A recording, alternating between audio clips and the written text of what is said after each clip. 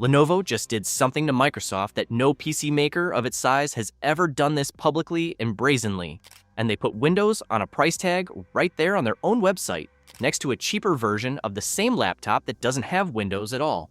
And the gap is up to $140 in the United States and over $200 in Canada for the same machine, same screen, same processor, and same memory.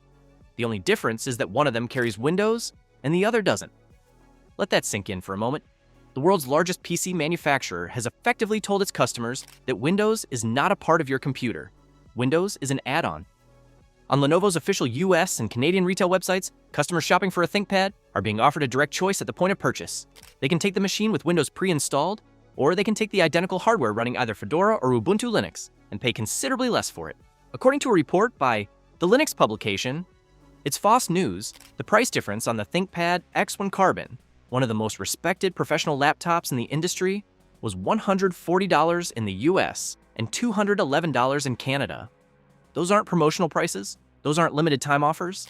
That is Lenovo's standard pricing, reflecting the actual cost of the Windows license being removed from the equation. Now, Lenovo has reportedly offered some version of this since around 2020. But here's what changed. The world changed around it. And what was once a quiet, niche option nobody paid attention to is now a flashing neon sign exposing something Microsoft has spent decades trying to keep invisible, the price of Windows itself. Think about what Lenovo has done here from a strategic standpoint. They didn't just offer Linux. They showed customers, in plain dollars and cents, exactly what Windows costs on top of the hardware. Every person who visits that page and sees that price difference is now aware, possibly for the first time, that they have been paying a Windows tax on every computer they've ever bought. That the operating system was never really free. It was just hidden in the total price, so it never felt like a choice. Lenovo just made it a choice, a very visible one, and they did it on the ThinkPad line specifically, not budget machines, not consumer fluff. The ThinkPad is a line built for businesses, developers, engineers, and IT professionals. These are exactly the people most likely to actually switch to Linux and never look back. Lenovo didn't target casual buyers with this. They targeted the most technically capable segment of the market and handed them an economic argument alongside a supported, certified Linux alternative. That is a calculated move. To understand why this exposure stings Microsoft so badly, you need to understand what the Windows tax is and how deeply it has shaped the PC industry. When you buy a computer from a major manufacturer, Lenovo, Dell, HP, Asus, anyone, that computer ships with Windows pre-installed. The cost of that Windows license is baked into the retail price. You pay it whether you know about it or not, whether you want it or not, whether you plan to use it or not. The manufacturers themselves, what the industry calls OEMs, or original equipment manufacturers, pay Microsoft a licensing fee for every single Windows unit they ship. Industry reporting puts the OEM Windows Home license in a range of roughly $20 to $60 per device for large manufacturers, with Windows Pro running higher. For a company like Lenovo, shipping tens of millions of PCs every year, those payments represent enormous sums flowing directly to Microsoft, automatically, with every shipment. Microsoft didn't build this arrangement by accident. In the 1990s, as Windows was becoming dominant, Microsoft structured its OEM licensing deals in ways that made it financially painful for manufacturers to ship competing operating systems alongside Windows. Antitrust proceedings in the US uncovered what investigators called per-processor licensing, essentially charging manufacturers per machine shipped regardless of which operating system was installed, which made shipping any alternative economically irrational. A 1994 consent decree forced Microsoft to stop that specific practice. But by then, the ecosystem was already so entrenched that it almost didn't matter. The result was a world where buying a PC from any major manufacturer meant buying Windows. Not because consumers necessarily chose it consciously, because it was structurally unavoidable. The alternative was going to a niche specialty vendor or building your own machine. For most people, that wasn't realistic. This is what gave Windows its staggering durability as a commercial product. Not just technical merit, not just user preference. A structural arrangement baked into how PCs are built and sold, an arrangement that kept the competition from ever getting a real foothold. What Lenovo has now done is crack that arrangement open. They have taken the hidden cost and put it on a price tag. And once a cost becomes visible to consumers, the psychology of purchasing changes permanently. You can't unsee a $140 line item. On the surface, Microsoft's Windows numbers look fine. OEM revenue grew in their fiscal year 2024 results and grew again in 2025. The global PC market recovered after a significant post-pandemic slump, and Windows rode that recovery. If you read the earnings calls, everything sounds controlled and confident. But zoom out and look at what Microsoft is actually worried about, and a very different picture emerges. October 14th, 2025 was the official end of support date for Windows 10. No more free security patches, no more updates. After that date, any machine still running Windows 10 is accumulating unpatched vulnerabilities with every passing week. The only sanctioned path forward was to upgrade to Windows 11, but there's a massive problem. Microsoft's Windows 11 requirements include hardware-level security features, specifically TPM 2.0 and certain processor generations, that exclude an enormous installed base of otherwise perfectly functional machines. Canalys, a respected technology research firm, estimated that around 240 million PCs were unable to upgrade to Windows 11 due to these hardware limitations. 240 million machines locked out by design. Microsoft did offer a paid extended security update program as a temporary bridge, but at $30 per year per device, it was explicitly framed as a stopgap, not a solution. The implied message was, buy new hardware with Windows 11 on it, spend money, upgrade the ecosystem. What Microsoft did not adequately account for was the third option, leave Windows entirely. Around the October 2025 deadline, Linux distributions specifically aimed at Windows, switchers, Zorin OS, and Linux Mint in particular, reported significant surges in downloads and new user activity. These are people who looked at a $30 annual fee, or the cost of new hardware, and decided to explore something else instead.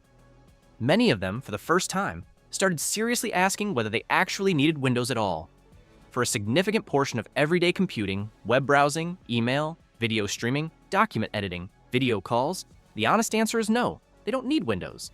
The browser has eaten the applications that used to make Windows essential for ordinary users. And for those users, Linux is no longer the intimidating, command line-only system of the early 2000s. Modern distributions like Ubuntu and Fedora have graphical installers, polished desktops, and hardware compatibility that would have been unthinkable a decade ago.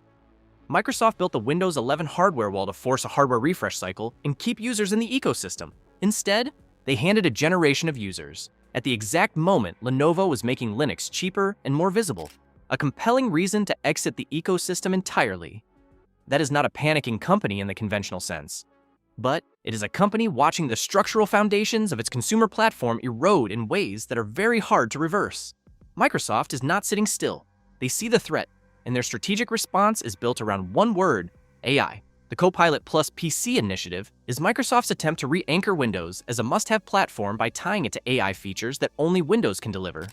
Features like Recall, a system that continuously indexes your screen activity to make everything searchable, and on-device AI processing via dedicated neural processing units. The pitch is that Windows isn't just an operating system anymore, it's an AI platform. And if you want cutting-edge AI built into your desktop experience, you need Windows hardware that supports it. It's a smart strategy on paper. AI is the technology story of this era. If Microsoft can make Windows synonymous with AI-powered computing, the way it once made Windows synonymous with productivity software, it has a path to re-establishing that indispensability. But there are problems. First, the recall feature launched to a public relations disaster. Privacy researchers immediately flagged that storing continuous screenshots of everything a user does, passwords, banking activity, personal communications, all of it, created an unprecedented surveillance risk if the system were ever compromised. Microsoft was forced to delay the rollout and make the feature opt-in rather than opt-in by default. The episode damaged trust in exactly the platform Microsoft was trying to make compelling. Second, AI features don't solve the problem for the users Lenovo is targeting. A developer running a ThinkPad with Fedora Linux doesn't need Windows Copilot. They need a stable, fast, secure development environment, something Linux has provided better than Windows for years. The AI pitch is aimed at a different segment of the market than the one Lenovo is peeling away. Third, and most structurally significant, Microsoft has no equivalent to the Windows tax on Linux. When a user moves to Linux, Microsoft doesn't collect a licensing fee. They lose the OEM revenue. They lose the search engine traffic from Bing, which is set as the default in Windows. They lose the Edge browser usage. They lose the Copilot entry points. They lose the gentle, persistent nudge toward Microsoft 365. Every Linux user is a user who has stepped entirely outside Microsoft's consumer ecosystem. That's what makes Lenovo's move so pointed. They haven't just offered an alternative. They've priced it in a way that actively incentivizes the exit. Windows is not dying. It holds over 70% of the global desktop operating system market. It is embedded in enterprise IT infrastructure at a depth that Linux will not displace in any near-term timeframe.